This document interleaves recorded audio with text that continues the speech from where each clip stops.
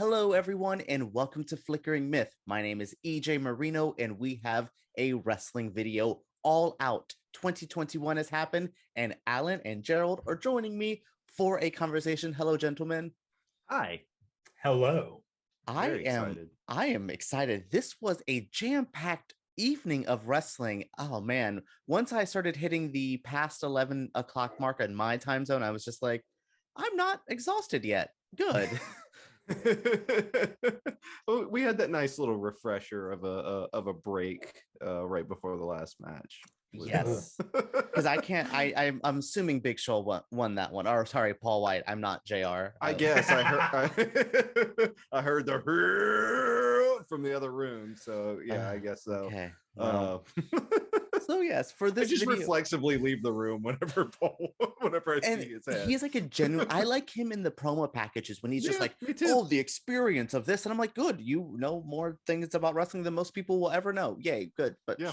You remember when he was Andre the Giant's kid? Sorry, I'm just gonna talk about Yes. WCW real quick. Anyways, we are doing the top 5 moments from All Out. This was a crazy evening. I'm going to start off with one of our dishonorable mentions, something in our group chat that we talked about. Jericho winning. Look, I respect Jericho. He's a legend icon in the business, a fun personality minus his political beliefs outside of wrestling. But hey, fine, cool, Jericho. But I don't think he should have won. I do not give a shit what any wrestler thinks about anything. I'll be honest with you. It's true. Yes. Don't care at all. Don't want to know. Don't care. But yeah, I thought his win tonight was it happened, and then the weird double finish thing. It was just like kind of a moment. Do you guys kind of agree with this being a bleh, kind of one of the few blehs of the night? It was uncompelling. It was set up to be uncompelling. Like, not to say that their feud was bad. I think their feud was actually very good, and I think MJF is a really good heel. But like the way that they led up to it, I knew this was going to happen, and it was as boring as I thought it might be. And it was a fine match. Yeah, it was fun. Whatever. It's a Jericho match. Yeah. What about you, Gerald? Do you kind of agree? Yeah, I mean, the finish was fun enough with them, being like, hey, his foot was on the rope. What bothered me is they started the match with like, yeah, we're not going to do countouts or DQs because, it's a big thing. And then towards the end, the whole thing falls on countouts and DQs. And it's like, wait, okay. Are we ignoring the rule set here? And they booked it. It would have been a great cap to end Jericho's career. Yeah. And then they're like, nah, lol, I'm going to be around until I'm old and flabby. Wait, I'm already there.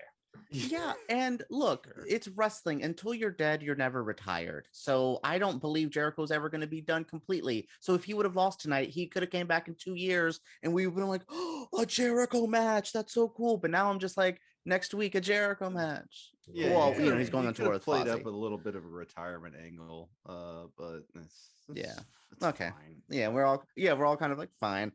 So one of my honorable mentions, it doesn't really fully make the list, but it was a good moment, especially leaving where she came from. But Ruby Soho debuting in the Casino Battle Royale. Alan, you've never seen one of the Casino Battle Royales. What did you think of the structure? Oh, okay. I didn't know if you thought of the structure. Yeah, they did that at Double or Nothing, right? Yes. Yeah. Okay. Yes. I'm always. I like it. It's a good way to do a Royal Rumble style thing as a mid card, and it's well paced. It's a lot more fun to watch than a Royal Rumble. Yeah. In general. Yeah. And I thought Ruby's debut was nice.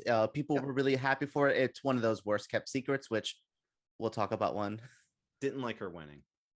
Oh yes, I'm such in a pickle because like I like her. I like her. Yes, I like her. You could have given her some good moments and not had her win, because now all she's going to do is either have the most uncompelling defeat of Britt Baker or just job to Britt Baker, which is the most likely.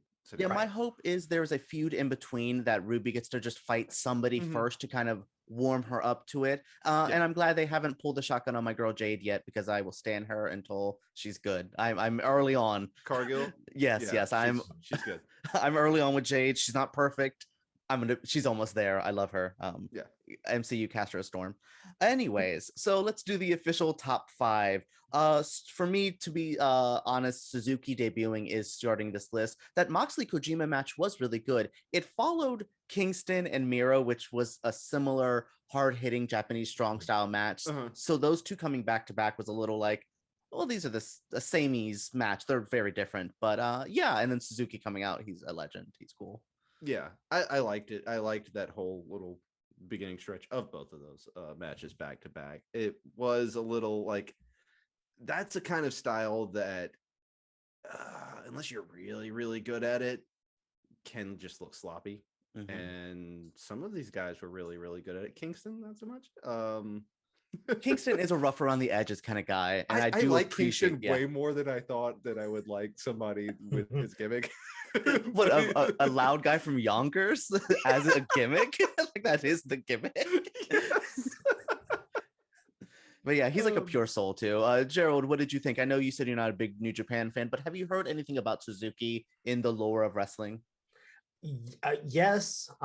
So I mean, it is exciting, don't get me wrong. It's weird that they're building this for Wednesday.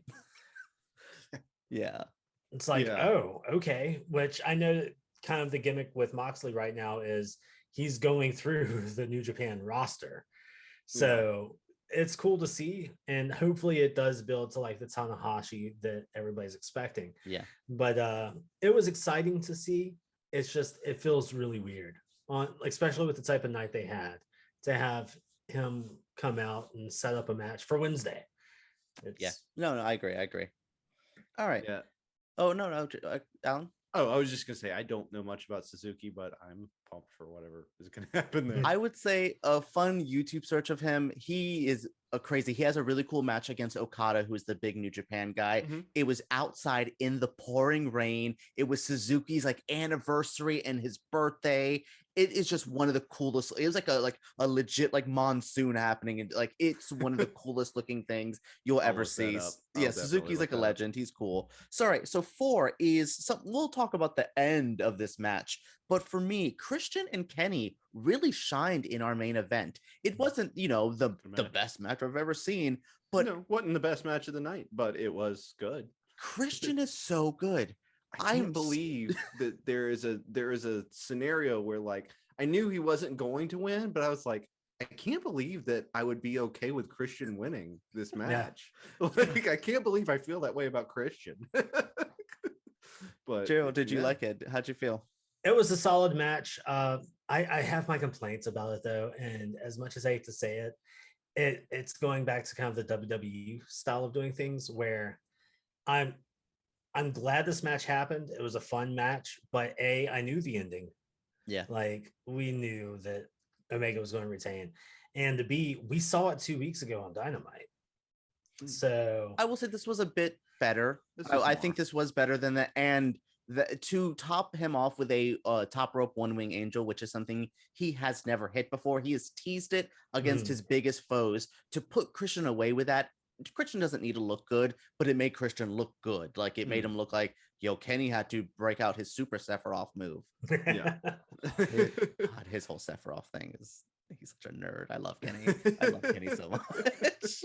All right, Alan. So yeah, did you vibe with it? I know you're seeing a little bit more and more of Kenny. Do you believe the hype that probably you've heard before? Yeah, I've seen plenty of Kenny matches before this. I've seen a lot of his New Japan stuff. Just like on a one-off, and saw some of it whenever they were having Jim Ross like do that weird like voiceover narration. That was a time period. Yeah, it wasn't bad, but it was weird. Yeah, so like I've been slightly on the Kenny Omega train, but like now it's the first time that I'm seeing him on like a regular basis, and I'm enjoying his stuff. All right. Well, we have a little bit more to talk about him in a moment. So only a good night of wrestling could CM Punk's first match back still hit a top 3 and still be a good moment. The match was good. The match was okay. I think this was the best match of the night. Really? And and it's entirely on Punk. Well, yeah. Because I like Darby Allin. Darby Allin is very talented. We talked about this in our chat. CM Punk, like, I know he was there to make Darby Allin look good, but he did not. He actually really displayed the talent gap that was there. I mean, I might be alone in that.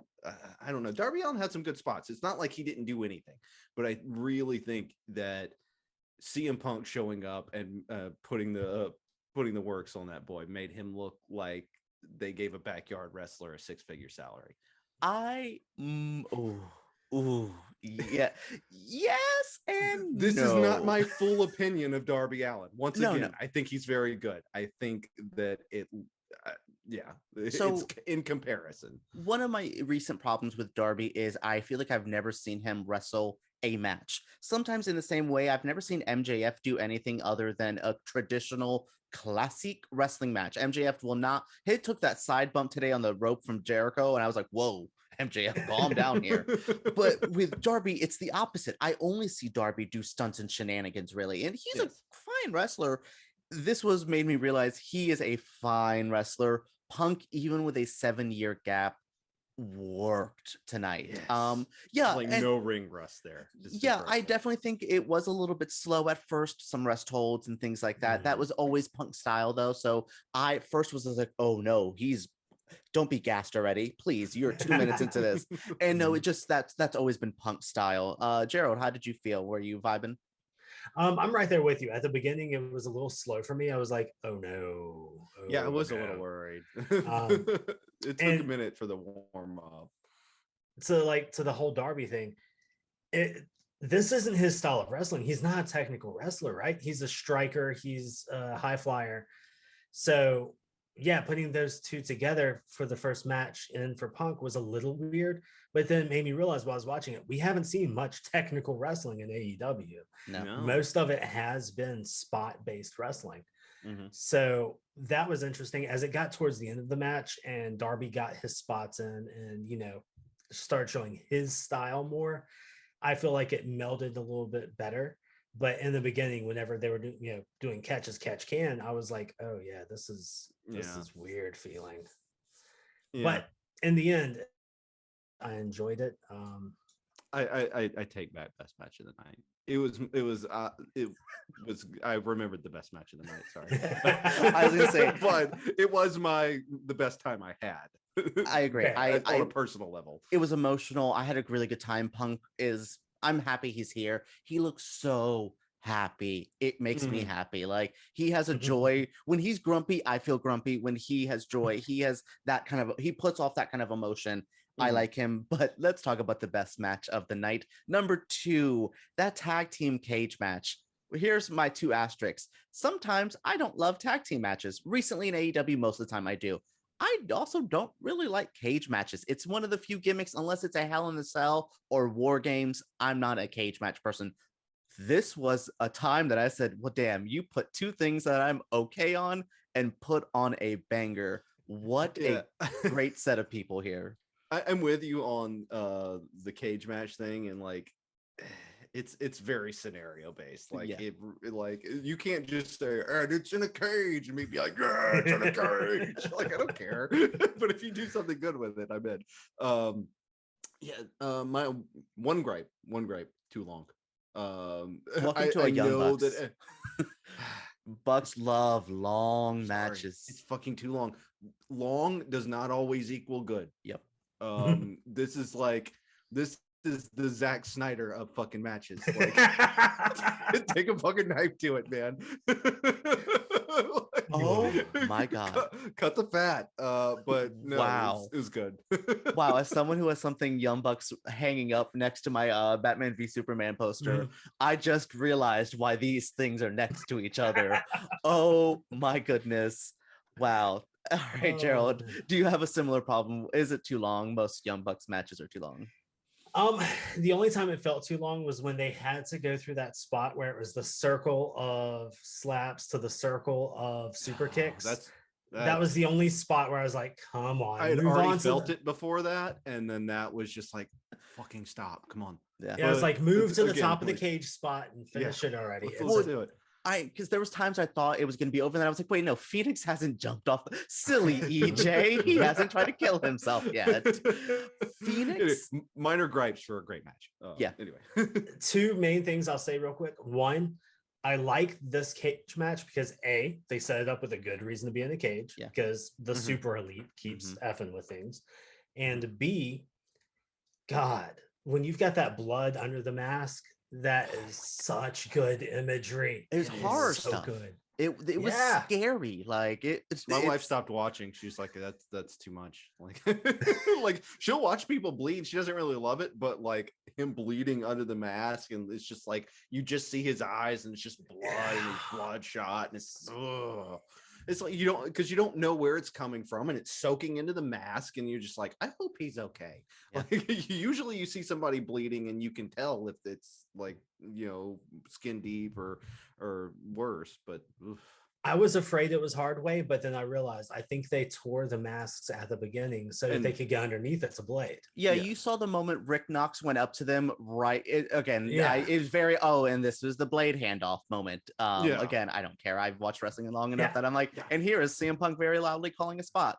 Punk, I saw that happen. I was like, Punk, girl. But no, really, really entertaining match. Penta and Phoenix are two of the best wrestlers I've ever seen in my entire life. Just the stuff that they do in Penta is more of the traditional, I don't want to say a technical wrestler, but he isn't flippy crazy like his brother, and still looks good next to Phoenix. That's what's insane. Like, if Phoenix is just, we're like the Bucks, Nick Jackson is the crazier Buck, Matt is the more, I know how to tell a story. I like the Bucks though. I've my fun thing is they're the one reason I got back into indie wrestling. I saw them on a card and I said, who the hell are these flippy dudes? And I love them. So yeah, I really happy with that. And they needed to lose. I love that it's a team that I love. I love the Bucks. And I was so like, yay, it's time for you to lose. Good for Penta and Phoenix. So many more things for them to do. I'm glad that people that have a heavy hand in the booking of this are not just continually trying to get themselves over. So this isn't WCW. Yeah. No, I thought the Bucks and Kenny have had titles for a bit too long, but I do think the pandemic has stretched it out more than I think they wanted it to be.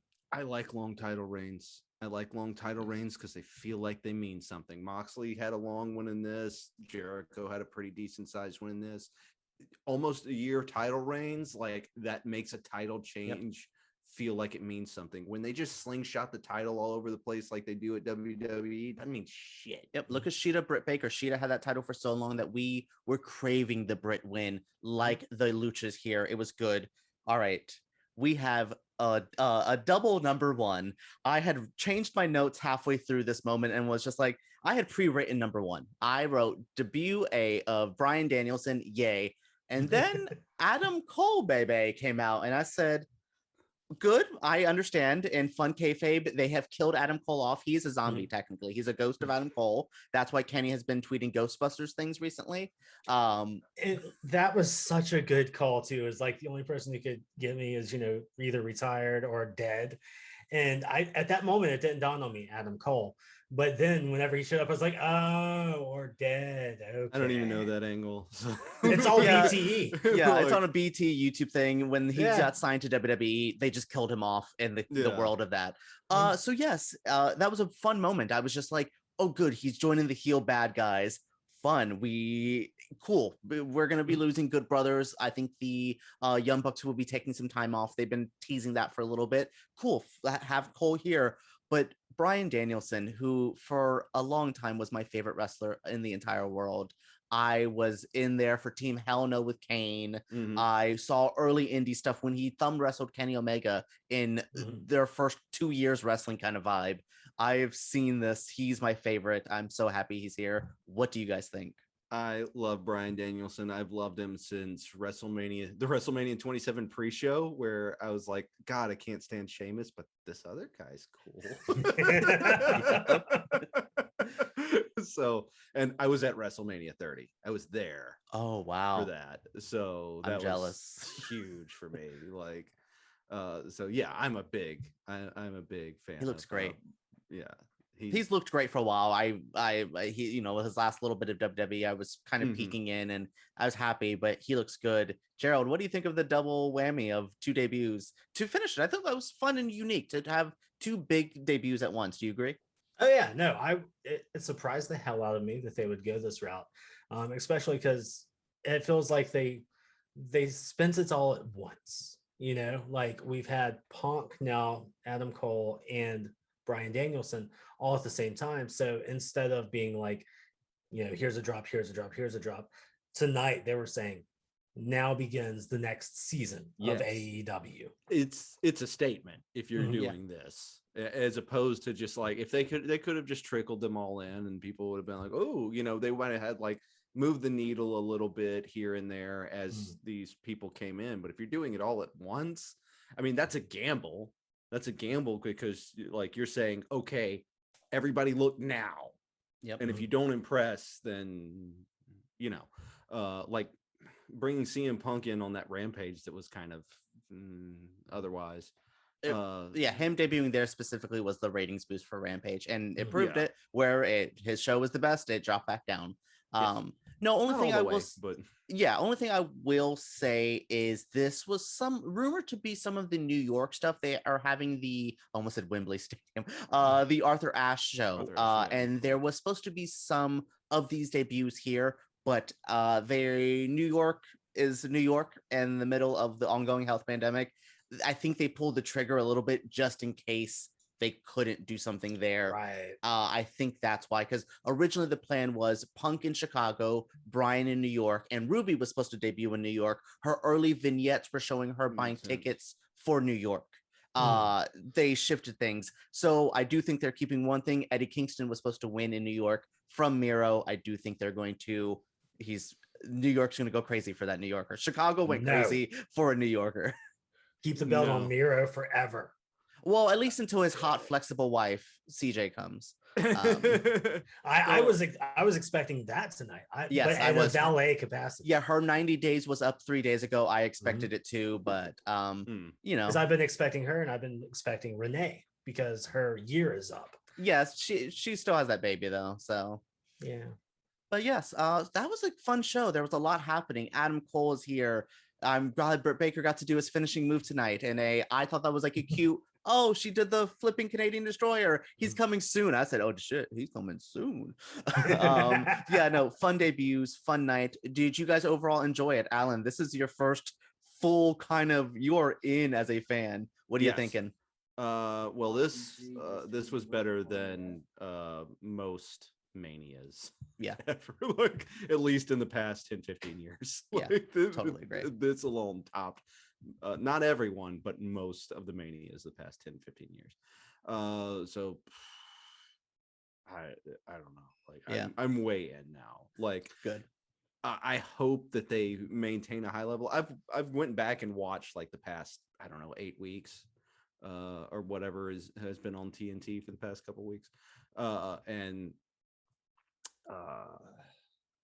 I just hope that it maintains. I hope that I stay into it, because I lose attention on wrestling a good bit, and then like big things will bring me back in. But I'm watching weekly right now, and I want to keep that up. Well, good. Gerald, would you agree? You've been in for a little bit, but I'm all in with AEW. I love this company, even whenever stuff seems green, like, you know, watching some people like Private Party and such. But all in all, I still love what they're doing. I love the characters they have there. I love the fact that, as you saw tonight, like the pre-show had Jungle Boy and Orange Cassidy, two of their biggest stars, but they still had a fantastic card, which kind of shows that they can cycle out people when and where they need them. And at this point, with what we've seen show up tonight, there's still a couple of dream people I would grab over from the other guys, but I think there's only like one surprise left, and his 90 days is up right before Halloween, so we'll see what happens. Spooky Bray Wyatt, man. Wyndham Rotunda, let him do it. Finally leave. He lives an hour north from me in Brooksville. Leave the the farm that you live on, my friend. Come join AEW. Have fun. But yes, thank you guys for joining me for this fun conversation. This was a fun night of wrestling. I'm so happy you guys are all in to steal Gerald's pun. All right, guys, thank you so much. Comment down below, give us a thumbs up, subscribe to Flickering Myth. All right, everyone, let's talk about All Out down below.